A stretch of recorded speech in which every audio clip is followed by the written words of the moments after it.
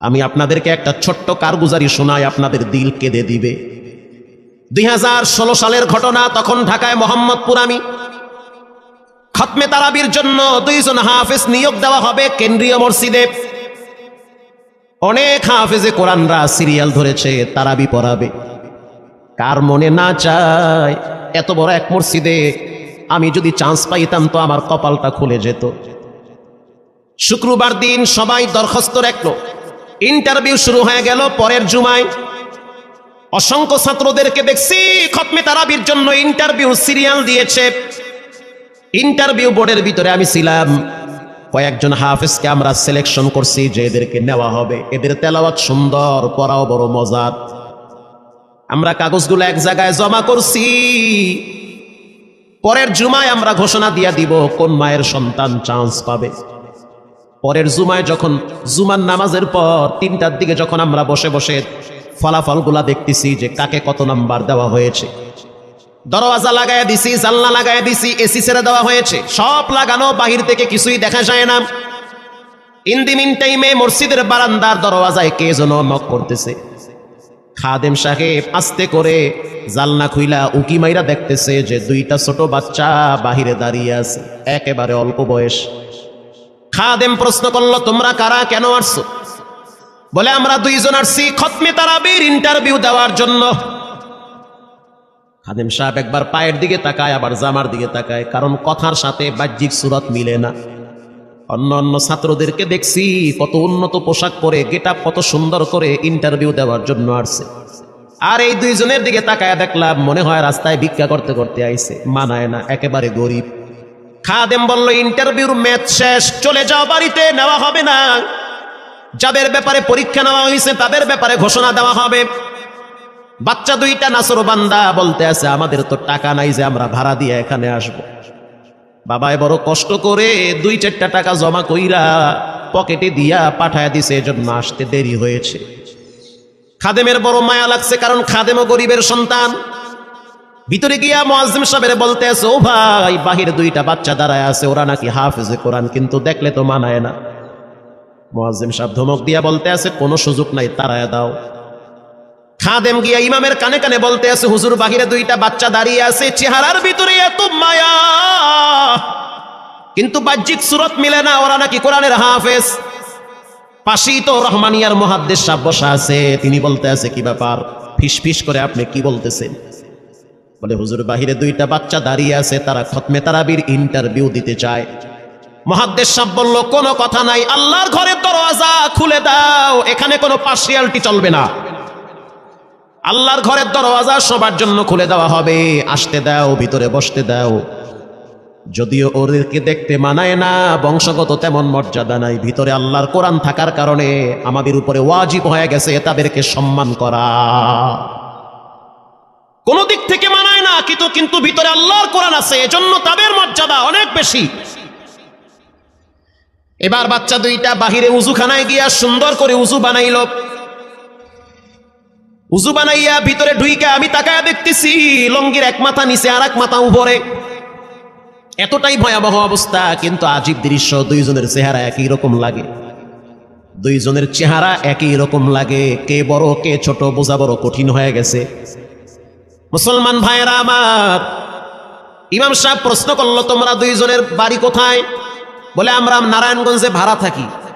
বাড়ি কোথায়? বলে, আমাদের বাড়ি কুড়িগ্রামে। কুড়িগ্রাম থেকে ঢাকায় কেমনে আসছো? বলে, বাবায় ঢাকায় নিয়ে আসছে। কয় মাসে কোরআন শরীফ খতম করেছো? বলে, আমরা 2 জনে 11 মাসে 30 পারা কোরআন খতম করেছি। ইমাম সাহেব একবার চেহারার দিকে তাকায়, আর একবার পায়ের দিকে তাকায়। স্থানীয় গণ্যমান্য অনেক ব্যক্তিরা তাকায় আছে এদের দিকে। ইমাম সাহেব বলতে আছে, বাবা, তারাবির ইন্টারভিউ শেষ হয়ে গেছে, বাড়ি চলে যাও। যেটা একটু দেখতে ছোট, ও চোখের পানি দেখলাম টিস্যু দিয়া মুছতেছে। কেন কাঁদতেছো? বলে, আমরা গরিব, তার জন্য মনে হয় আমাদেরকে তাড়ায়া দিতেছেন। আমরা জানতাম না ইন্টারভিউ তাড়াতাড়ি শেষ হয়ে যাবে, আসতে দেরি হয়েছে, কারণ আমাদের তো ভাড়া টাকা ছিল না, বাবায় কষ্ট করে কিছু টাকা দিয়েছে, সেটা দিয়ে এখানে আসছি। এবার মুহাদ্দিস সাহেব বলতে আছে, তাহলে একটা কাজ করো, তুমি কিছু তেলাওয়াত করে শোনাও। দুইজনেই উত্তর দিল যে আমরা তেলাওয়াত করলে তো আর নিবেন না, আপনারা প্রশ্ন করেন, আমরা দুইজনে উত্তর দিব। আমি তো আশ্চর্য হয়ে গেলাম, জীবনে কত হাফেজ দেখছি, এরকম হাফেজ দেখি নাই। প্রশ্ন করবেন, আমি উত্তর দিব। বুঝতে পারলাম ভিতরের খবর কেউ না জানলেও একজন জানেন, তিনি হলেন কে? মুহাদ্দিস সাহেব বলতে আছে, বাবা প্রশ্ন করব ঠিক আছে, তোমাদের মন মতো একটু তেলাওয়াত করে শোনাও। তেলাওয়াত যদি মানসম্মত হয় তাহলে ইন্টারভিউ নিব, যদি না হয় তাহলে ছাঁটাই করে দিব। এবার ছোট যেটা সেটা তেলাওয়াত শুরু করলো সূরা তাহা থেকে। তাহা মা আনজালনা আলাইকাল কুরআনা লিতাশকা। এত সুন্দর পড়া মনে হইতে আছে, আসমান থেকে কোরআন নাজিল হইতেছে। এত সুন্দর পড়া, কত রঙের ঢঙের পড়া শুনলাম, এই পড়া কোনোদিন শুনি নাই। আমি তাকায় দেখলাম স্থানীয় টিউনো সাহেবের চোখের পানি বায়া বায়া পড়তেছি, ইশারা দিতে আছে আরো তেলাওয়াত করতে বলেন। এই পড়া তো শুনলে আমার দিলের ময়লাগুলা কাটে। আল্লাহর ঘরে যখন গেছি, বাইতুল্লাহ ফজরের টাইমে ইমাম সাহেব তেলাওয়াত করলে যেমন মনে হয়, মনে হইতে আছে ওই কোরআনের আওয়াজটা এখন এই মসজিদে বাজতেছে। ছোট বাচ্চাটা তেলাওয়াত করলো, বড় সন্তানটাও তেলাওয়াত করলো। এবার যারা হাফেজ সাহেব ছিল তারা প্রশ্ন শুরু করলো, যেখান থেকে প্রশ্ন করে পৃষ্ঠা ঠেকায়া দেয়, একটা জায়গায়ও আটকাইতে পারে না। এমনকি বাচ্চা দুইটা এটাও বলেছে, যদি আপনাদের যদি ধৈর্য থাকে তো আমরা দুইজনে পুরা 30 পারা এখানে এক দাঁড়ানে পড়ায়া দিব। আশা করি একটাও বাঁচবে না। এত সুন্দর পড়াশোনার পরে মোতাল্লি সাহেব বলল, সব বাদ, আমার কাছে এই দুইজনই পছন্দ হয়েছে। এই দুইজন রে মোতাল্লি সাহেব দাঁড়াইতে পারে না, হুইল চেহারে বসে থাকে, কাছে ডাইকা বুকের সাথে জড়ায়া ধরছে আর বলতে আছে, আল্লাহ এমন একটা সন্তান যদি আমার থাকতো, জীবনটা ধন্য হয়ে যেত। আমার মৃত্যুর পরে একটু হইল তারা কোরআন তেলাওয়াত করতে পারত। নিয়োগ হয়ে গেল, তারাবি শুরু হয়ে গেছে। মোহাম্মদপুর থানায় গিয়ে খবর নিয়ে দেখে অনেক পুলিশরা এই বাচ্চার পিছনে দাঁড়ায় দাঁড়ায় নামাজ পড়ে চোখের পানি ছেড়ে কেঁদেছে। শুধু তাই নয়, অনেক হিন্দু মহিলারা পর্যন্ত রাস্তায় হাঁটার সময় তেলাওয়াতের আওয়াজে দাঁড়ায় দাঁড়ায় কোরআন শ্রবণ করেছে। শুধু তাই নয়, অনেক বড় বড় ডাকাত, মাস্তান, সন্ত্রাস, কিশোর গ্যাংরা পর্যন্ত দাঁড়ায় দাঁড়ায় কোরআনের আওয়াজ শুনেছে। 17ই রমজান দেশে বদর দিবস, হাজার হাজার মুসল্লি দাঁড়িয়ে আছি। ইমাম সাহেব জানে না যে এরা দুইজনে আপন মায়ের পেটের ভাই হয়, এটা ইমামের জানা নাই। দুইজনে তারাবি চলতে আছে, চমৎকার পড়া, পিছনে শত শত মাওলানা মুফতি দাঁড়ায় থাকে। মনে হইতেছে তেলাওয়াতের আওয়াজে আর এক জগতে হারিয়ে যায়, এত সুন্দর পড়া। তারাবি শেষ হয়ে গেল, মুসাফা শুরু হয়ে গেল। বাচ্চা দুইটারে কেউ বুকের সাথে জড়ায়, কেউ কপালে চুমা দেয়, বলে আল্লাহর কোরআনকে চুমা দেই।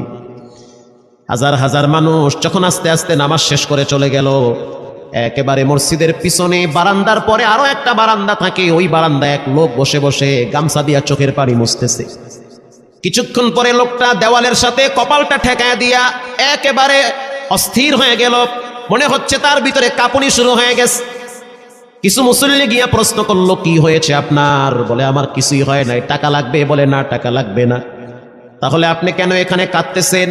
বলে আমি এমনি কাঁদতেছি, এটা কষ্টের কান্না না, এটা খুশির কান্না। এটা কষ্টের কান্না না, এটা খুশির কান্না, আনন্দর কান্না। আল বুকা মিনাল ফারাহ। অতি সুখে মানুষ কখনো কখনো কেঁদে দেয়, চোখের পানি ছেড়ে দেয়। ইমাম সাহেব বলল, পিছনে কে? লোকটা তাকে সামনে নিয়ে আসে। এবার লোকটাকে যখন কিছু দূর সামনে আনা হইল, ওই বাচ্চা দুইটা মসজিদের ভিতর থেকে দৌড় মাইরা গিয়া বলতে আছে, এই লোকটা আমার আব্বা, ইনি আমার আব্বা হয়। ধমক দিবেন না, রাগ করবেন না, আমার আব্বা ঢাকা শহরে রিক্সা চালায়। রিক্সা চালায় চালায় আমাদের দুইটা ভাইরে কোরআনের হাফেজ বানাইছে। ইমাম সাহেব ধমক দিয়া বলতে আছে, আপনি কেন দেরি করলেন? আগে কেন আসলেন না? রিক্সাওয়ালা বলতে আছে, আমি যদি আগে আসতাম আর যদি পরিচয় দিতাম আমি রিক্সাওয়ালা, হয়তো আমার বাচ্চা দুইটারে মানুষ খোটা দিবে যে রিক্সাওয়ালার পোলা। এজন্য আমি আসি নাই। দূর থেকে নামাজে কোরআন তেলাওয়াত শুইলা আবার আস্তে করে দূরে চলে যাই। মাঝে মাঝে বাচ্চা দুইটার সাথে দূর থেকে আইসা দেখা করি। এটাই হলো কোরআনের বরকত। পরে শুনতে পারলাম এই বাচ্চা দুইটার মাও নাকি গাড়ি অ্যাক্সিডেন্টে মারা গেছে। লাশ পড়ে আছে সেই কুড়িগ্রামে। একটা ছেলের নাম জুবায়ের, আর একটার নাম হলো তালহা। রিক্সাওয়ালা বলতে আছে, আমার আফসোস নাই, কষ্ট হলো এক জায়গায়, সেটা হলো ঈদের সময় বাচ্চাগুলা তো বাড়িতে যাবে, বাড়িতে যাওয়ার পরে দেখবে ওদের মায়ের লাশ কবরে পড়ে আছে, ডানে বামে মাটি, সামনে পিছনে মাটি, মাটির ঘর, অন্ধকার কবরে মা ঘুমায়। ঈদের দিন এমন কোন দরদি নাই যে আমার বাচ্চাগুলারে সান্ত্বনা দিবে। গত ঈদেও দেখছি বাচ্চা দুইটা মায়ের কবরের পাশে দাঁড়ায় দাঁড়ায় লম্বা টাইম কেঁদেছিল। আমাদের ঘরে কোনো ঈদ নাই, রিক্সাওয়ালাকে সান্ত্বনা দেওয়া হইল, নসিব আপনার ভালো, কপাল খুলে গেছে। দুইটা সন্তান হীরার টুকরা এমন ভাবে তৈরি করেছেন মনে হইতে আছে জিন্দা কোরআন হাঁটতেছে। এজন্য সন্তানগুলাকে দিনদার বানান, ঠকবেন না। বর্তমান জমানায় মানুষ বড় স্বার্থপর, একমাত্র কলিজার টুকরা মা বাবার জন্য যেই দোয়াটা করে ওটা অন্য কেউ সহজে করতে চায় না। কথা ঠিক না বা ঠিক? সন্তানগুলারে দিনদার বানান, নেককার বানান, আল্লাহওয়ালা বানান। আল্লাহ পাক বলেন যারা কোরআন পড়ে, নামাজ পড়ে, আল্লাহর রাস্তায় দান করে তারা হলো সফল ব্যবসা।